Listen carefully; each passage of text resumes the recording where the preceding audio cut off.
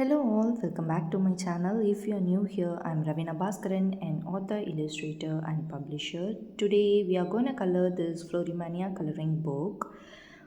This is going to be speed coloring as well as I'm going to share my knowledge about how to use Derwent Inktense pencils on your coloring book. So this is the page that I'm going to color today. For coloring this, I'm going to use only Derwent Inktense pencil.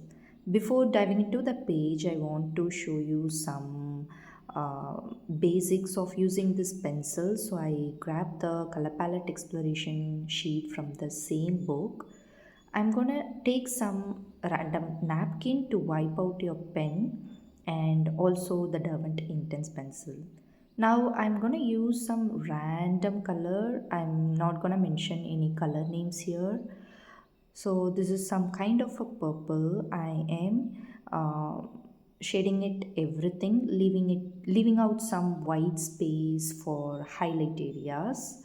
First, I'll show you how to create some highlight areas because you want to create it only using this pencil. There is no white pencil to make it because the white pencil, if you use white pencil on top of the colored part, you won't get much effect.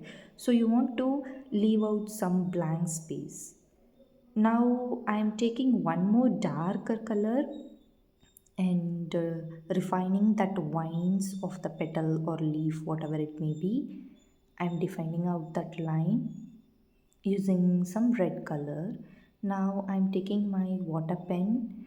I know all these water pens can be very leaky and so much water will come out of that bristle. So always tap the brush in your napkin or tissue, whatever you have. First, I'm starting off from the very lightest layer, which is the white layer that we have left out. From there, gradually pull the color towards the darkest one. In that way, that light areas will be preserved. Once you touch the dark layer, again clean the brush in that napkin and drag it around. So the tip is, once you hit the dark color, once you water activated the darker part, again clean the brush and move to the next part. See, in this way the white part is preserved.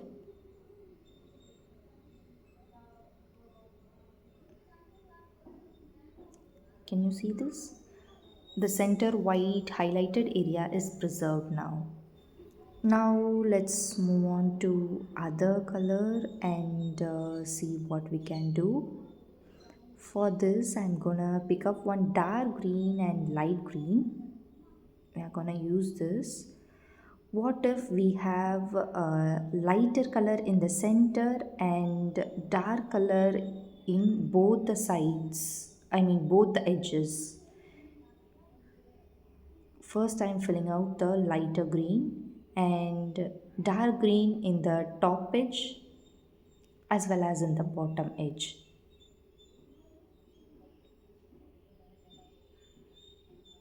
If it is a single sided, then we can start from the light and stop at the dark.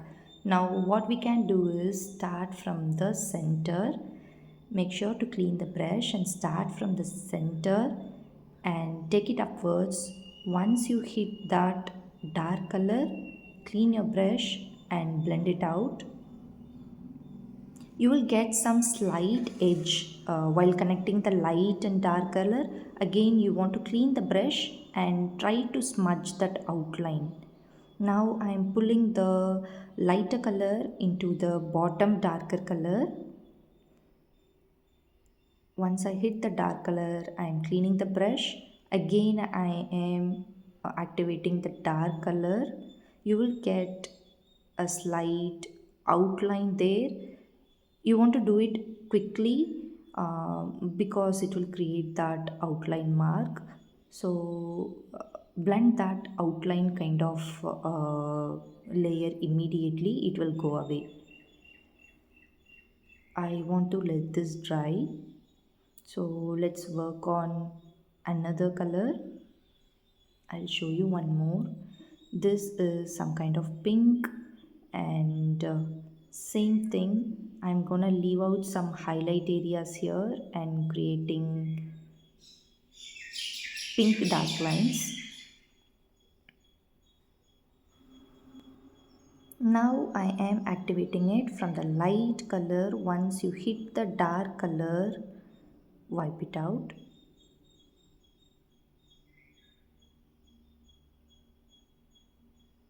Again, starting from the lighter color and blending the darker one. I keep on doing this throughout my speed coloring process. Since it is a speed coloring one, you cannot see that more often. So I'll be constantly doing this, wiping my brush pen with the napkin. In this way, you can control the water leaking effect also. Now the first petal has dried out. Now I'm going to use one more color on top of this. This will also work. Say if you want to darken the very inner corners, I have chosen one kind of blue and I'm darkening out the edges as well as the veins in the petal. You can leave it out like this, it will also give a very good effect. I prefer these kind of textures in my illustration. You can also do like this, or if you prefer to go a little blended, you want to blend with your water pen. Here you need to be very clean. Always clean the brush. Also for this vein, I'm activating it.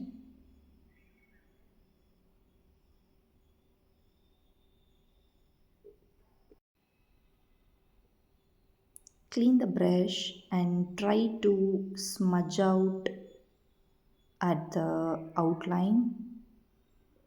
Now you have some vivid, clear line. So let's do other things as well.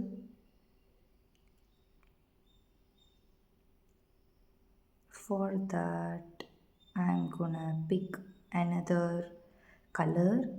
Now I'm working on background. Let's say I'm working on background. For that, I have taken this yellow color and I'm scribbling it out. This is how you will do your background. I have scribbled it out evenly. Say if you want to mix another kind of color, say like this purple, and I'm giving purple somewhere around the yellow. I'm starting off from the yellow because I want this yellow to be more visible. So I am blending out in the small circular motion. It will create some amazing effect. And slowly I'm taking it into that purple shade. Immediately you will get some outline there. You want to quickly clean your brush and then pull the yellow into the purple. You don't want that darker color coming to the lighter one, and your artwork will become very muddy. So I will prefer to start from lighter and go into the darker. As you can see here, I have some green line outside the border. Here's the thing, you cannot erase that or activate that again that much. It is a plus, also a minus. You cannot correct something later. You want to fix it immediately, or else it will be a mark on your artwork. And the plus thing is,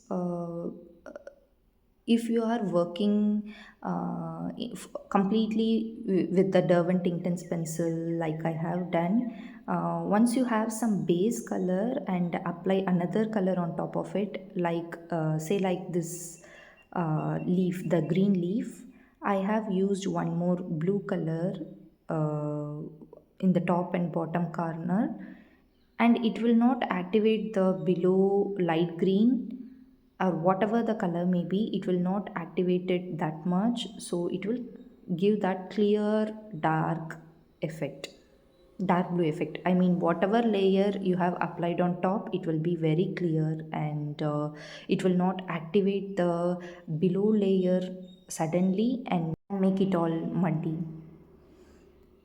Now, to create some effect, you can also use your Derwent Inktense pencils like this. You can leave it out like this, like a regular color pencil. This effect is also so good. It's so useful for this also. If you want the smoother effect, you can obviously blend it out with your brush pen. You can also create some textures like this. I really like these kind of textury effect in my artwork. Once your artwork is dried, if you want to do any touch-ups or give highlights, you can directly take the paint out from the pencil and apply it. I hope you can see I'm applying yellow highlight for this green leaf. I think these are the techniques that I'm gonna use today. If I have any other things to be noted, I will be letting you know in the speed coloring process also. I think that's all. Let's jump into the coloring part, and I'll see you there. First, let's color the background here. For this, I am using spring green and light olive. As I have said, leaving out some white space for the highlight, and the middle green will be the spring green, and another green is this light olive. If you want to darken out the edges, I'm gonna use 2 or 3 layers of this olive green, light olive green, and make it darker. After applying it completely for your background, now I am activating it with water. For extra safety, I am preserving back with some glue sheets. I'm going to slowly circle the color. This is the actual speed that I will be blending it out. I am pulling the lighter color into the very edge. I mean, around the edges, since we have a black outline, it's always better to make it a little bit darker so that the black outline won't be much visible. It will give that popped out effect. At the bottom of the page, I have applied more layers of light olive. Also, I mixed in some area, I use some iron green also. As you can see, this bottom part is very dark compared to the top one. Now let's move on to this big flower. I'm gonna use red colors for this. First, I am using the hot red color and making the base outline. I made sure to leave out some white space for the highlight, and slowly, gradually, I am darkening out the veins. Also, some petals are twisted so that it will create some shadow part there. I'm darkening it out. Next, I'll use one more red color, which is chili red. I am using it for the very darker areas around the inner corners as well as some on the vein. Now you cannot see the difference. Once I activate it with water, you can feel the difference. Now I am activating it with water. Like I have shown, I will preserve the white area. I'll start from the lighter color and slowly, gradually activate the darker one. I am constantly wiping my brush in the napkin here. For this flower also I chose to give red color. For this I'm using only the hot red color. For darker areas I'm using one more layer of the hot red color. Here I'm not using any chili red. Using the same color only you can create various hues.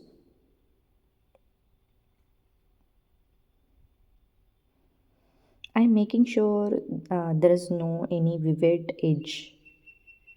All these blend must be very smooth. Now I am using the dark blue color for the very darker shadows, I mean very interior corners. I've completed both side of the flowers and I'm slightly using my water brush pen to blend it out. As you can see that dark shadow part is done now. Moving on to the next color, I'm using some red violet and deep rose for this purple kind of flower. Here the flower will be white with some purple edges. So I am marking out the edges with deep rose and I'm slowly blending it. Here I am taking the colors from dark and slowly blending it into the light, which is a white one. Since you don't have any light base color, you cannot go in that way. I'm pulling some colors from dark purple and blending it out with the white. Once you activate the dark purple, again don't leave that to dry out. Immediately blend out the edges so that it won't create any abrupt marks there. I'm simply blending out everything and got this very smooth white and purple mixed color. Next, let's move on to the next flower. I'm using golden yellow and burnt orange, two different colors. I'm gonna mix it. I'm starting from the golden yellow and moving it, blending it with the burnt orange. For the center part, I'm using the same red color that we have used.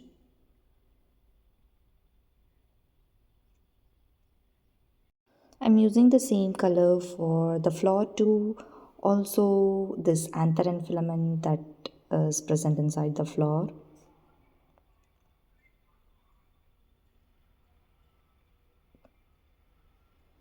Next, I want to keep this flower white, so I'm giving some neutral gray for the shadows. On top of this red flower also, there are two white flowers. I want to keep this as white. And also for this purple flower anthers, I want to keep it as white.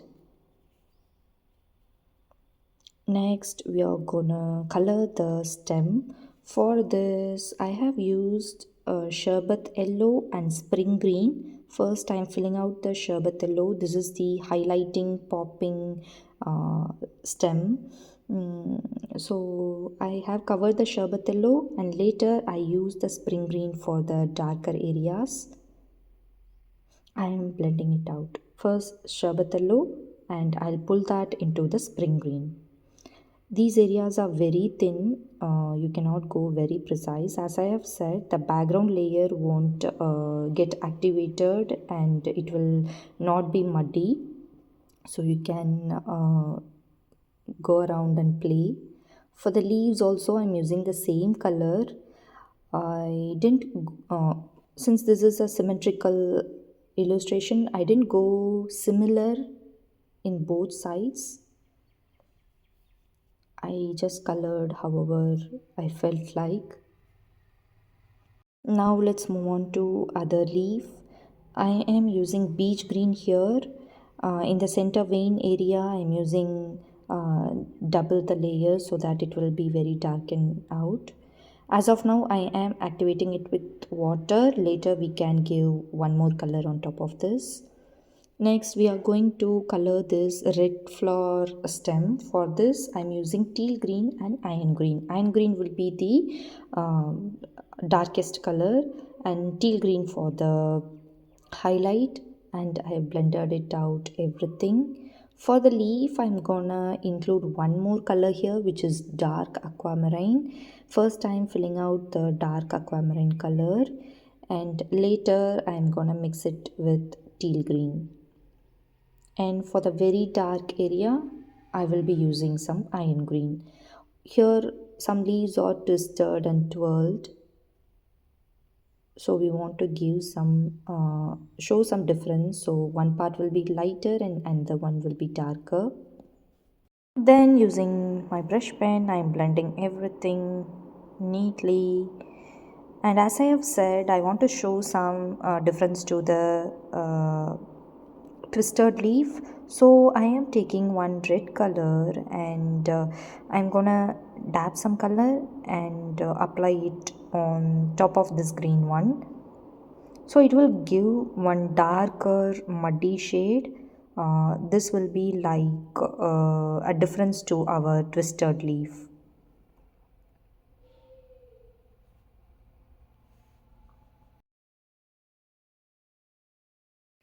Okay, now it's fine. Let's move on to other things.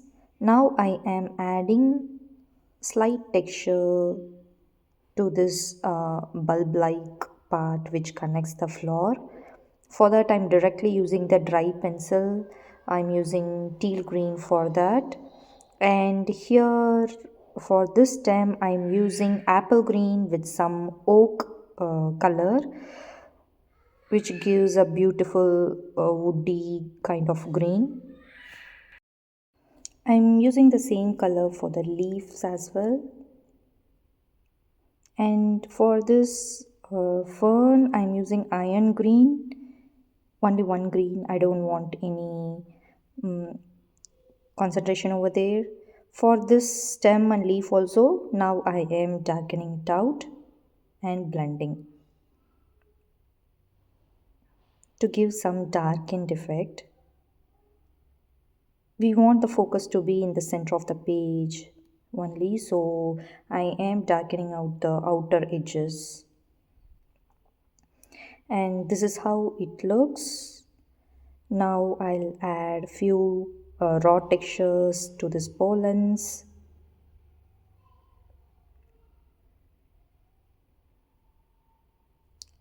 And I want to add some white gel pen to the white flowers so that it will look like a white flower. I don't want black lines for my white flower.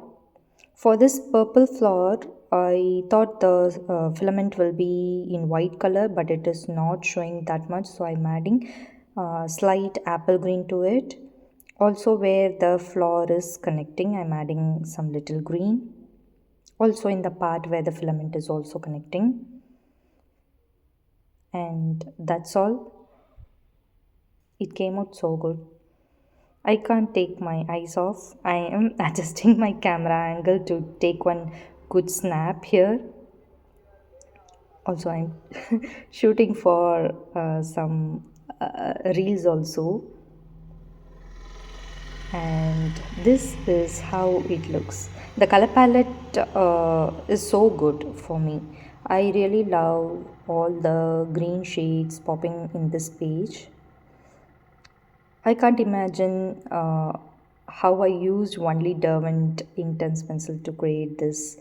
I am gonna use more Derwent Inktense pencil in my workflow, I guess. Really, I like the effect. Also, it took very less time compared to your regular color pencil.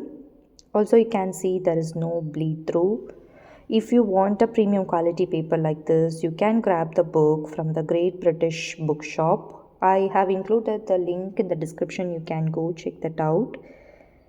Only in the hardback version you will get the premium quality paper. If you get soft cover paperback book in the Amazon, then the paper quality won't be like this. And that's all for this video. See you soon. Happy coloring. Bye bye.